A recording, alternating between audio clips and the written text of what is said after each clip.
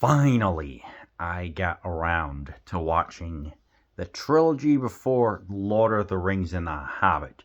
The trilogy of course, Peter Jackson. It's like I already reviewed Brain Dead and I already reviewed Meet the Feebles. I was going to try and find a copy of Bad Taste, very specifically this. But ultimately, just to give you an idea, the obscurity.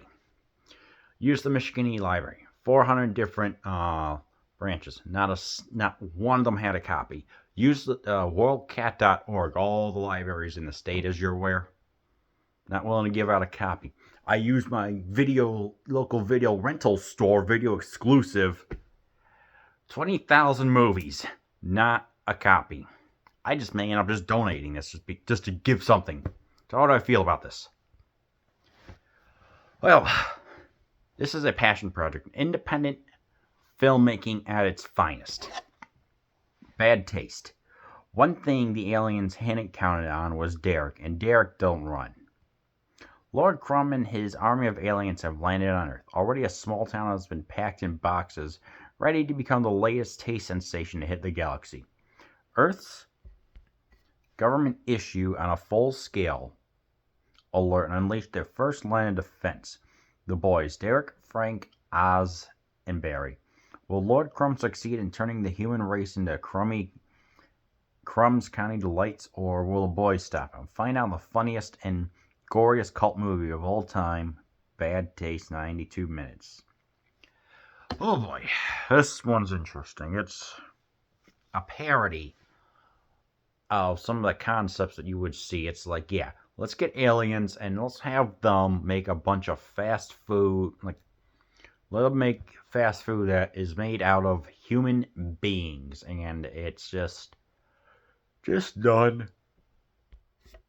It's the concept and idea that, it's been done a million times before, but it's just a bloody good time, and probably the first New Zealand movie that one could think of that, it's like, yeah, let's get a beautiful small coast where the citizens go missing. And let's get some interesting things going on. Let's get some aliens. Let's get some weapons. Let's just have a bloody good time. That's what this movie is. It's a no budget movie. If it is, it's very low key. Very small budget. It was a passion project. And you could tell.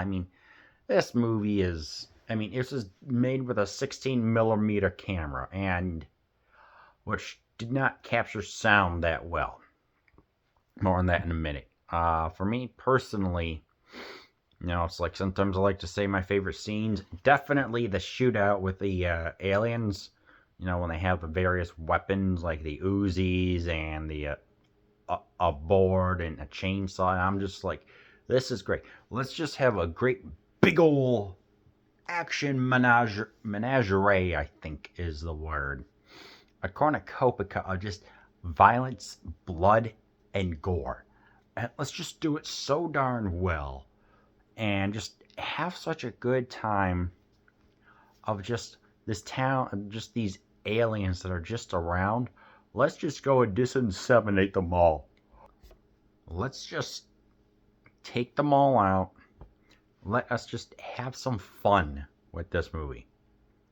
But that's what you're going to get. You're going to get independent filmmaking at its finest. There's no CGI. There are no massive actors outside, really, of Peter Jackson, who is starring in this one. And it's a good time. It's like, it looks nice, it's shot in somewhere up in northern New Zealand, and it just leads to the parody. Now you're wondering, what are some of the parodies going on? It's like, oh, let's get a hero who you think that he's the big guy, but when he starts to walk, he trips and walks over a little bit of poop. Yes. Let's get where they're discovering the aliens going on, and how there's a whole bunch of blood. Let's get a nearby mop and mop all this blood up, because it's so messy, because I'm guessing there's someone, the hemophiliac or whatever. I don't know. It's just like, who would take the time when they're already trying to invade inside an alien compound and mop up the blood. That was interesting. Let's get a guy with a chainsaw and have him cut through a wall, and then the end result is him just Looney Tunesing his way in. The shape is a cutout of him for him and his chainsaw, and walks through. I swear, like, and the pose is something like out of They Live. Yeah, I think this was kind of like a parodic take of They Live. That'd be the best way to describe it. And it's like, you know, I like that. You know, you laugh at it, you laugh at the absurdity and everything going on. But of course, the obvious one is the way how the aliens look right here. You know,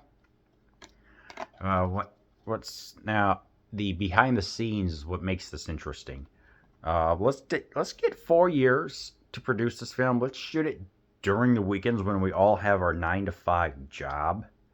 Let's have it so that the alien leader's voice was wiped out because of the camera quality not able to capture sound, so it had to be done in post and have someone else voice it.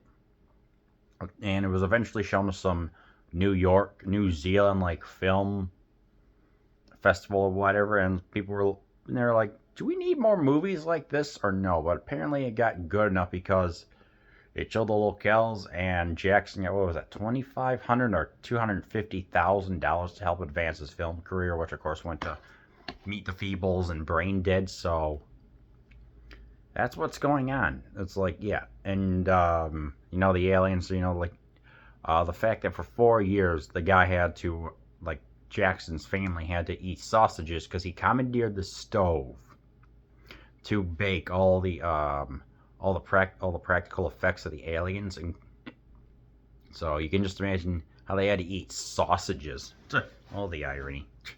Because like even with the aliens, it's like, let's get one of them a suit and tie. But let's show their behind and have them just be an ugly yellow mess. Ergo, despite the fact that they're trying to be have this fast food conglomerate, let's just have them be disgusting and show what fast food can do.